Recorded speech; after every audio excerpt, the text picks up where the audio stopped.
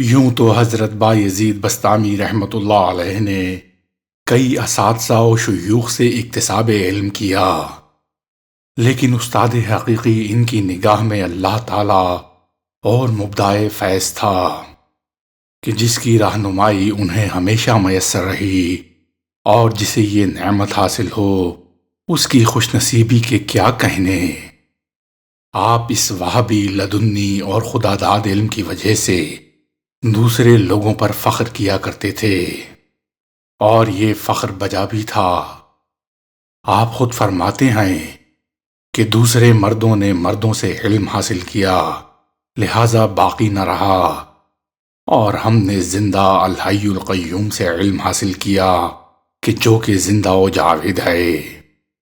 حضرت بایزید رحمۃ اللہ علیہ کے اسی قسم کے اظہار خیال سے کہ جو کہ علم پر شکر الہی کے باب میں تھا، بعض لوگوں کو یہ غلط فہمی ہو گئی کہ آپ کا سرے سے کوئی شخص استاد ہی نہیں اور آپ اس اعتبار سے امی ہیں، حالانکہ یہ حقیقت کے سراسر خلاف ہے۔ یہ علم و عرفان جو کچھ آپ نے حاصل کیا اس پر عمل بھی کیا، اور اس طرح علم و عرفان کے خود عملی پیکر بن گئے۔ قرآن پڑھا تو اس کے معانی و معارف سے بھی آگاہی حاصل کی، اور ان تعلیمات کو بڑے حسن کارانہ انداز میں اپنی عملی زندگی میں جگہ دی۔ تعلیم قرآن کا در حقیقت یہی طریقہ تھا جو رسول اللہ صلی اللہ علیہ وآلہ وسلم، صحابہ اکرام اور سلف الصالحین میں مروج تھا۔ چنانچہ اسی حقیقت کی نشاندہی کرتے ہوئے ام المومنین حضرت عائشہ صدیقہ رضی اللہ تعالی عنہا نے حضرت صلی اللہ علیہ وآلہ وسلم کی سیرت کا نقشہ ان دو الفاظ میں کھینچا تھا، یعنی آپ کی سیرت اور اخلاق بین ہی وہ تھا کہ جسے قرآن نے پیش کیا ہے۔ یہی وجہ تھی کہ حضرت عمر فاروق رضی اللہ تعالی عنہ کو سورہ بقرہ یاد کرنے میں 12 سال کا طویل عرصہ لگ گیا، کیونکہ آپ نے علم کے ساتھ عمل کو بھی سیکھا۔ صحابہ کرام یہی کیا کرتے تھے، جیسا کہ حضرت عبداللہ بن مسعود رضی اللہ تعالی عنہ فرماتے ہیں، ہم صحابہ نے جب رسول اکرم صلی اللہ علیہ وآلہ وسلم سے قرآن سیکھا تو علم و عمل کو ساتھ ساتھ سیکھا۔ یہ ہم مسلمانوں کی بدقسمتی ہے کہ ہم اب محض قرۃ ناظرہ پر اکتفا کیا کرتے ہیں، اگرچہ یہ بھی بڑے ثواب کا کام ہے، جبکہ صحابہ کرام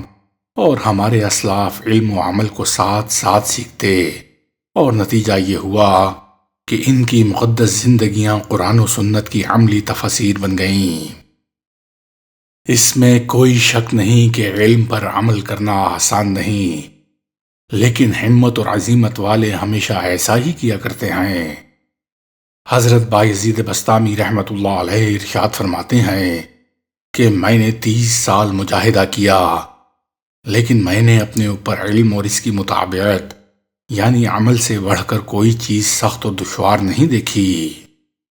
شیخ الاسلام خواجہ عبداللہ انصاری رحمۃ اللہ علیہ اس قول کی تشریح کرتے ہوئے لکھتے ہیں کہ علم پر عمل کرنا اس لیے مشکل ہے کہ ایسا کرتے وقت انسان کو اپنی نفسانی خواہشات کی مخالفت کرنی پڑتی ہے، اور اعمال کی تکمیل میں تن آسانی کو چھوڑ کر تندہی اور کد و کاوش سے کام لینا پڑتا ہے، اور یہ سب کچھ یقیناً محنت طلب ہے، اور اس میں مشقت ہی مشقت ہے۔ خصوصاً طہارت قلب سے متعلق علم پر تو عمل کرنے میں اور بھی زیادہ تکلیف اٹھانی پڑتی ہے، کیونکہ اس میں ریاکاری، غرور، زہد و کبر اور نخوت وغیرہ سب بری عادتیں چھوڑ کر ورع و پرہیزگاری اور زہد و اخلاص وغیرہ اخلاق حمیدہ کو اختیار کرنا پڑتا ہے۔ علم پر عمل کرنے کا خوشگوار نتیجہ یہ ہوا کہ حضرت بایزید بسطامی نے اپنی زندگی اور سیرت کو قرآنی تعلیمات اور رسول پاک صلی اللہ علیہ وآلہ وسلم کے اسوہ حسنہ کے مقدس سانچے میں ڈال لیا۔ قادر مطلق نے دستگیری فرمائی اور اس وقت تک انہیں دنیا سے نہیں اٹھایا جب تک انہوں نے اپنی سیرت و کردار کی تعمیر و تکمیل نہ کر لی۔ جہان فانی سے رخصت ہونے سے پہلے پہلے حضرت بایزید بسطامی کو پورا قرآن مستحضر ہو گیا تھا۔ چنانچہ امام ابو القاسم قشیری رسالہ قشیریہ میں لکھتے ہیں، کہا گیا ہے کہ حضرت بایزید بسطامی نے دنیا سے کوچ کرنے سے پیشتر پورا قرآن معنوں کے ساتھ حفظ اور زبانی یاد کر لیا تھا۔ علم پر عمل کرنے سے علم و معرفت میں اضافہ ہوتا ہے اور فیضان ربانی میسر آتا ہے، جیسا کہ امام شعرانی رقم تراز ہیں۔ ایک روز حضرت بایزید سے ان کے شہر بستان کے ایک عالم اور فقیہ نے آ کر پوچھا، اے بایزید، تمہارے اس علم کا آخر مآخذ کیا ہے؟ سکھانے والا کون ہے اور کہاں سے یہ علم آیا ہے؟ حضرت بایزید نے جواب میں فرمایا، خدا کی بخشش و عطا اس کا ماخذ ہے، سکھانے والا خدا ہے،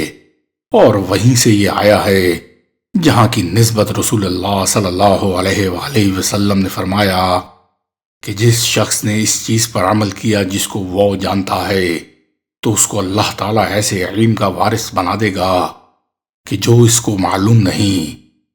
یہ سن کر وہ فقیہ جو پہلے اعتراض کر رہا تھا خاموش ہو گیا۔ قرآن کریم کے ساتھ حدیث و سنت کا علم سیکھنا اور اس پر عمل پیرا ہونا لازمی و لابدی ہے، کیونکہ یہ دونوں آپس میں لازم و ملزوم ہیں۔ حضرت بایزید عاشق رسول تھے،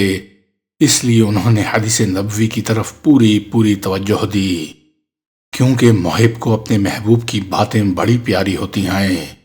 اور اسے وہ خوب یاد رہتی ہیں۔ چنانچہ تعلیم کے دوران حضرت بایزید نے حدیث شریف کا درس بھی لیا تھا اور اپنے وعظ و درس میں اکثر احادیث بیان کیا کرتے تھے۔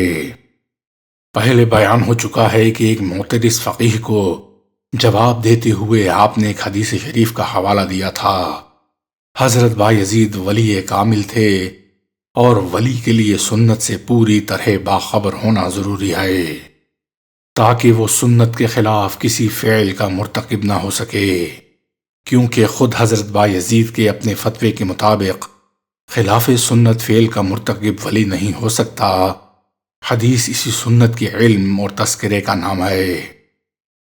متعدد سیرت نگار حضرت بایزید کا تعارف احادیث نبوی کی سقہ راوی کی حیثیت سے کرواتے ہیں اور ان کی بیان کردہ روایات پر اعتماد کرتے ہیں۔ مثلاً حضرت سید علی حجویری رحمۃ اللہ علیہ کشف المحجوب میں اور امام شعرانی طبقات کبریٰ میں تحریر فرماتے ہیں کہ آن حضرت صلی اللہ علیہ وآلہ وسلم سے ان کی بیان کردہ روایات عالی ہیں۔ امام عبد الرحمن سلمہ رحمۃ اللہ علیہ نے طبقات الصوفیاء میں مرویات بایزید میں سے ایک حدیث روایت کی ہے جس کا سلسلہ اسناد حسب ذیل ہے۔ حضرت محمد رسول اللہ صلی اللہ علیہ وآلہ وسلم، حضرت ابو سعید الخدری، حضرت عطیہ العوفی، حضرت عمرو بن قیس الملائی، حضرت عبد الرحمن السدی، حضرت ابو یزید البسطامی، حضرت ابو موسیٰ الدبیلی،